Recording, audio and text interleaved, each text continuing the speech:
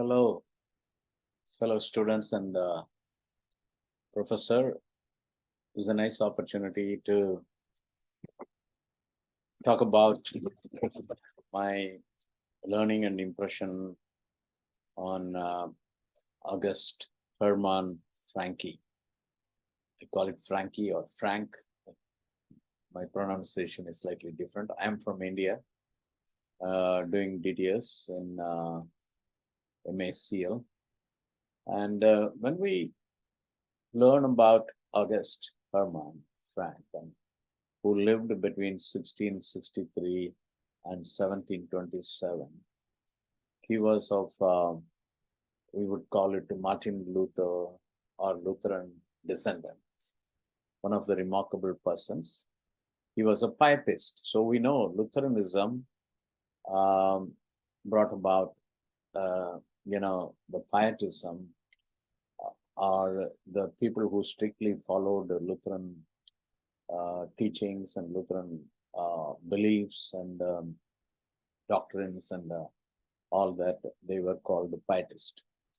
August Hermann was significantly a professor, and he was a ministry founder, theologian, and remarkable to see he was George Muller's spiritual grandfather. So, you know, that after two generations, what happens? So he was German born. He also established a Pietist university. Now, there were something or many things that were similar between his life and my life, but I'm nobody. I'm not in a position to compare my life with him. But the incidents and the things that happened in his life and how he established many things, it recollects me. As you all can observe, I'm quite, now I'm 73, and I have done back in India my gospel work, evangelism, initiating and establishing a lot of house churches, village churches, and all across the land of India. So there are many who are following. So there were challenges in my life at times when we had orphan children with us, not to the extent of 2,000 children as August Hermann had, but we had maybe 200 maximum, because twice when we did some relief camps for the cyclone affected people in the state of Orissa, then when people, poverty, when it stuck so badly in the late 1990s, we had adopted many children, and both in Mumbai city and in Chennai city, so maybe around 200. And my wife is a medical doctor, and then not only among our orphan children and street children, we also had other opportunities and needy places where health ministry had to be done. In printing ministry, not much, except that we printed our own books on articles and gospel tracts for evangelism.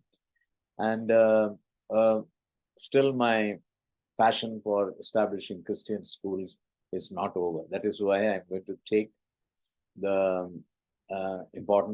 this particular subject for 3 credits. I've taken it so that I can write the paper or my manual about Christian education in India. And then refuge of widows, that is another similar thing happened between his time and my time. How many of you know about the Bengal widows in Kolkata area? Kolkata is the city where Mother Teresa established her ministry. Right down south, around 200 kilometers or 150 miles away, we have the Sundarban River, and then where there are supposed to be Bengal tiger victims, their wives who are widows. If you Google Bengal victims or tiger widows, you will see a number of 3,000. We personally have seen across 2,000, maybe in that area, I might exceed his number. So there is a big challenge for us to help these widows, and I'm trying to do some projects, but still not succeeded so much because it needs finance. But that made me to think about um, August Hermann, how he had belief, because his ministry was faith-based ministry. That's why he must have influenced George Muller quite a bit, and all grace bound and all sufficiency in God, or sufficiency of God. These are two basic faiths he had, and he says faith means happiness, and Christ is sum of all scriptures, and there are answers to all our prayers, and God's mercy is prevalent, and our I mean there were rule of conducts that he established, not only in his university, orphanages, and widows' homes, but wherever the churches were established, because his whole thing was on ministry based. So, although Pietist movement was started by Philip Jacob, the main two sacraments belief, which we all will agree, right? The two sacraments, baptism, or because of baptism, one is added into the church, and then communion, Lord's Supper. This no one can deny. So it's very much applicable to our churches all over, whether it is in India or in America.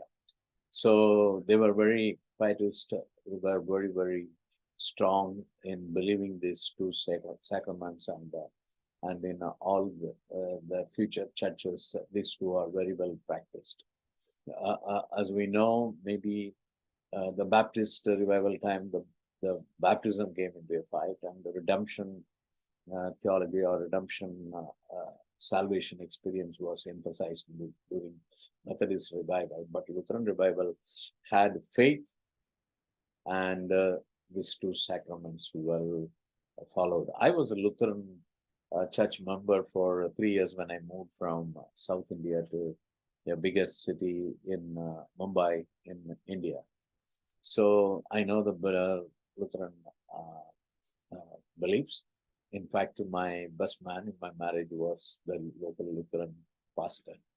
So that was a privilege. So there was an association. But however, when I moved into evangelical ministry and the gospel work and the initiating, establishing a lot of faith-based ministry, just like he was a ministry founder, I founded two big missions, and we now oversee more than around 15,000 groups back in India. So there are so many similarities, and I learned a lot from his life, and it's very interesting to read whatever material is available about August.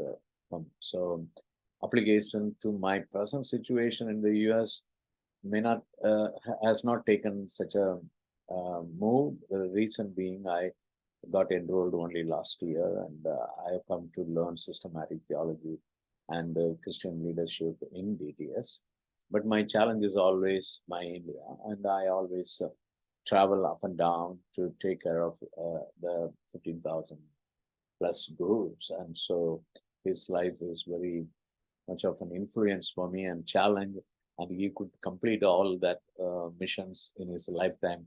So also I believe and pray that God helps me to complete all this in my lifetime. Thank you.